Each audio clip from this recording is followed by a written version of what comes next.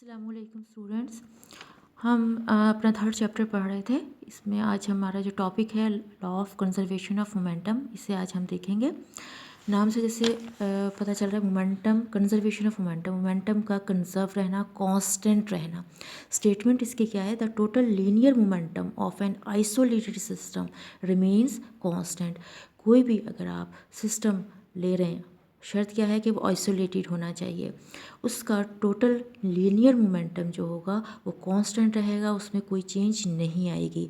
इस बात को समझने से पहले हम देखेंगे कि आइसोलेटेड सिस्टम क्या होता है। It is a system on which on which no external agency exerts any force। पहले तो सिस्टम क्या चीज़ है? वो बॉडी जिसको हम अंडर कंसिडरेशन लिए हुए हैं, जिसको हम ऑब्जर्व कर रहे हैं, उस सिस्टम पर अगर कोई एक्सटर्नली फोर्स अप्लाइड नहीं हो रही तो वो क्या कहलाएगा? Isolated system. For example, the molecules of a gas enclosed in a glass vessel at constant temperature constitute an isolated system। कोई भी आपके पास ग्लास वेसल है,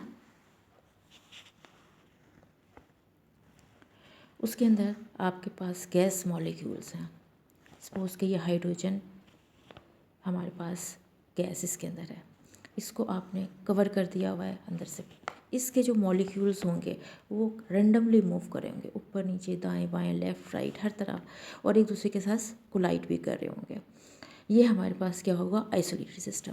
सपोज़ कि मैं इसके ऊपर यहाँ कोई एक्सटर्नल फोर्स लगाती हूँ और इस लिड को नीचे तक ले आती हूँ, इससे क्या हुआ? इसका वॉल्यूम कम हो गया। वॉल्यूम कम होने से प्रेशर इंक्रीज हो गया।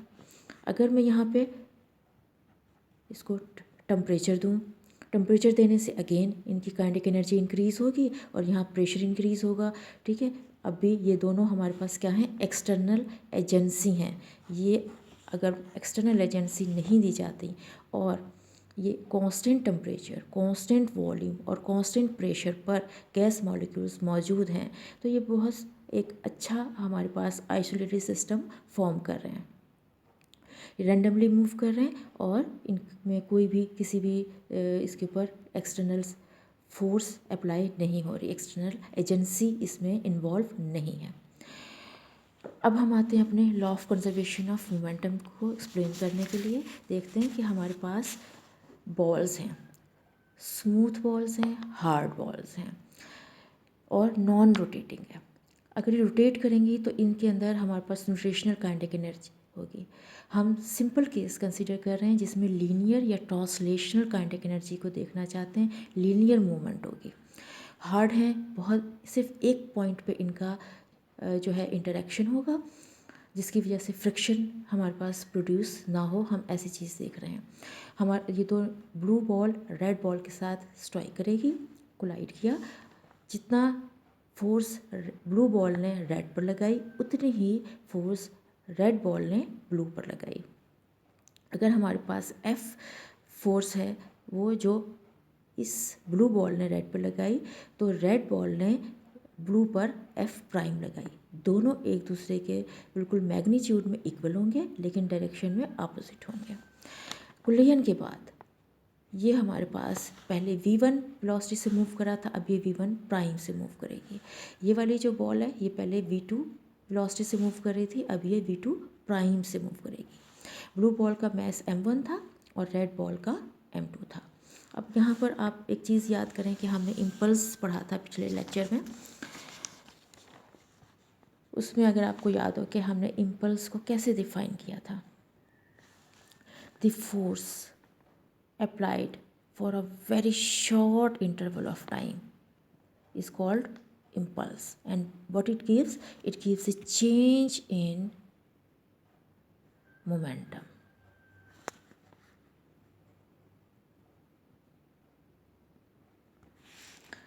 F क्रॉस टी क्या देता है हमें?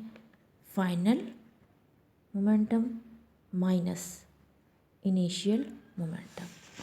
यहाँ जो हमारे पास केस है इसमें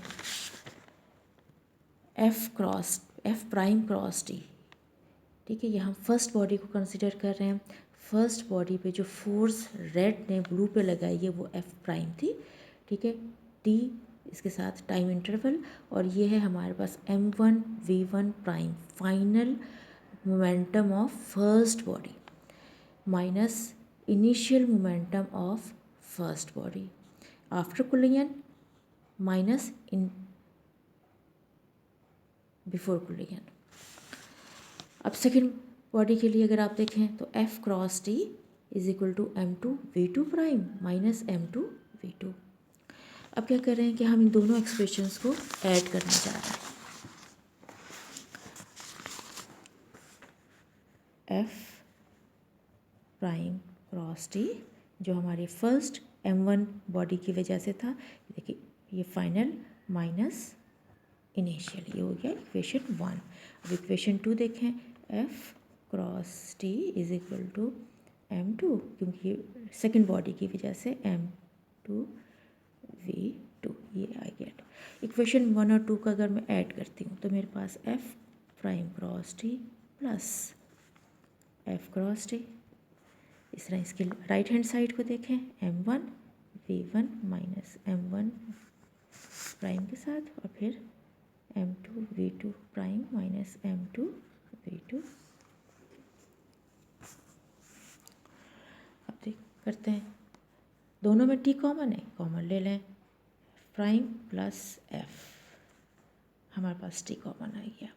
इधर से भी अगर आप एक स्टेप लेना चाहें तो अभी ले सकते हैं, m1v1 प्राइम, इसके साथ अगर मैं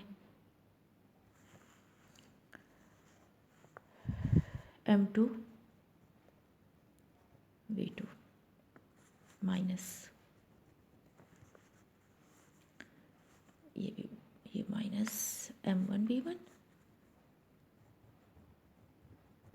और ये m2v2, और प्लस के दोनों इकट्ठे कर लेते हैं, m1v1 प्राइम और ये plus m2v2 prime. Before collision after collision ये मैं अभी आपको बताती हूँ। पहले आप ये देखें कि हमारे पास हमने कहा कि since the action force F is equal and opposite to the reaction force F prime, so we have F prime is equal to minus F। ठीक है, चूँकि F हमारे पास इक्वल है माइनस F के, तो मैंने F प्राइम की जगह माइनस F लिख दिया, F अपनी जगह पर।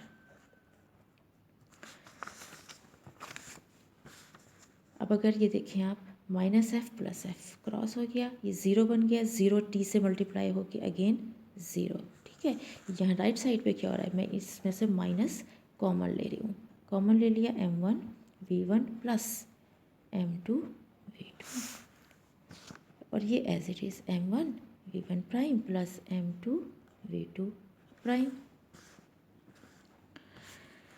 ये हमारे पास थी ज़ीरो साइड, ये हमारे पास आ गया माइनस, दोबारा मैं लिख रही हूँ इसको, अगर आप इसे गौर से देखें, ये हमारे पास फर्स्ट बॉडी की बिफोर कोलिजन, ये सेकंड बॉडी की बिफोर कोलिजन, दोनों हम ऐड करेंगे, टोटल मोमेंटम बिफोर कोलिजन। अच्छा, इधर क्या है, फर्स्ट बॉडी का आफ्टर कोलिजन, सेकंड बॉडी का आफ्टर कोलिजन, यानी ये टोटल क्या हुआ, सिस्टम का आफ्टर कोलिजन। मैं इसको पूरे को सेकंड साइड पे ले जा रही हूँ, ये वहाँ जाके प्लस हो जाएगा, माइनस इसका एलिमिनेट हो जाएगा, m1v1 प्लस m2v2, ये अपनी जगह वैसा मौजूद है, m1v1 prime plus m2v2 prime. जैसे पहले भी कहा, मैंने बोला ये आपका total momentum before collision, total momentum of the system isolated system, and total momentum of the isolated system after collision, दोनों इक्वल आ गए। अगर कोलिजन से पहले वाला मोमेंटम इक्वल है कोलिजन के बाद वाले मोमेंटम का, इसका मतलब है टोटल मोमेंटम जो है आपका कंजर्व रहा है, चेंज नहीं हुआ,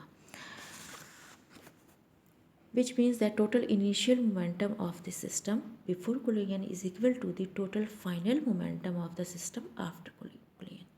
Consequently, total change in the momentum of the isolated two ball system is zero.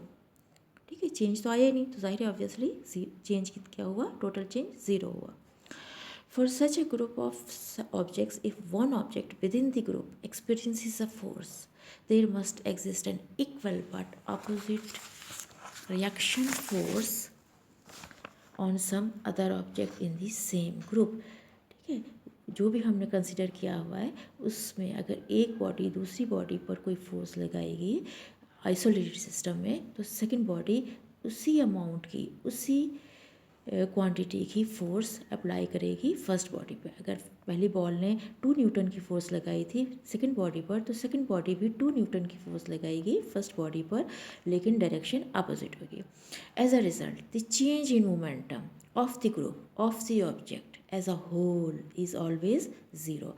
तो ओवरऑल जो नेट हमें चेंज मिलेगा वो क्या होगा, कुछ भी नहीं, zero. This can be expressed in the form of law of conservation of momentum, which states that the total linear momentum of an isolated system remains constant। किसी भी isolated system का linear momentum change नहीं होगा, constant रहेगा।